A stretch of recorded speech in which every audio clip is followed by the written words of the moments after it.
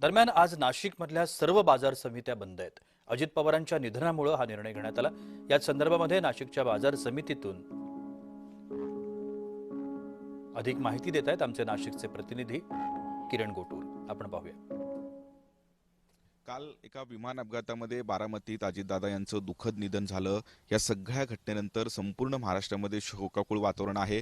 मी नाशिकच्या मार्केट कमिटीमध्ये आहे। नाशिक जिल्ह्यातले सगळे मार्केट कमिटी बंद ठेवण्यात आलेले आहेत, कारण अतिशय दुःखद घटना आहे। या सगळ्या घटनेनंतर संपूर्ण महाराष्ट्रामध्ये हे दुःख हे व्यक्त होत आहे। महाराष्ट्र हळहळ करतोय, कारण अजितदादा हे राज्याचे उपमुख्यमंत्री होते आणि नाशिक जिल्ह्यामध्ये सुद्धा राष्ट्रवादीची मोठी ताकद होती। अजितदादांना मानणारा खूप मोठा वर्ग जो आहे तो नाशिक जिल्ह्यामध्ये होता।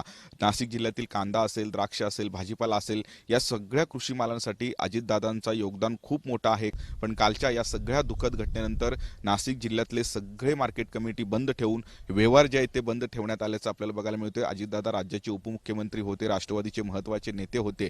अचानक काल ते बारामतीमध्ये एका विमान अपघातात त्यांचं निधन झाल्याने संपूर्ण महाराष्ट्रामध्ये दुःखाचं वातावरण आहे आणि नाशिक जिल्ह्यामध्ये सुद्धा खूप मोठा शोकाकुळ वातावरण असल्याचं आपल्याला बघायला मिळतंय आणि त्या सगळ्या अनुषंगाने नाशिक जिल्ह्यातील सगळे मार्केट कमिटी आज बंद असल्याचं आपल्याला बघायला मिळत आहे। किरण गोटूर, जय महाराष्ट्र न्यूज, नाशिक। नाशिकमधली माफ करा, नाशिकमधल्या सर्व बाजार समित्या बंद ठेवण्यात आल्यात।